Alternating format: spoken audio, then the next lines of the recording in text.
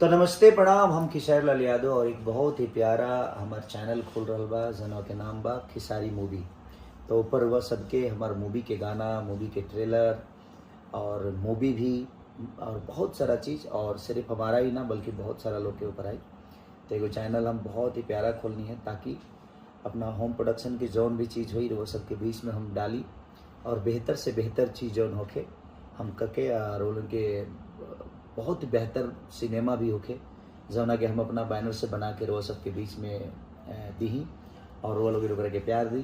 तो सब्सक्राइब करिए और ढेर सारा प्यार, जल्दी से जल्दी, इतना जल्दी सब्सक्राइब कर ली कि हम मजबूर हो जाएं कुछ छोड़े पर। तो वह सब सब्सक्राइब करी, लाइक करी और बहुत सारा प्यार दी ताकि हम ऊपर जल्दी से जल्दी वो सबके बीच में जल्दी से जल्दी, जितना जल्दी सब्सक्राइब करे बोलो उतना जल्दी हमार एगो बेहतर मूवी के ट्रेलर वो सबके बीच में जाई।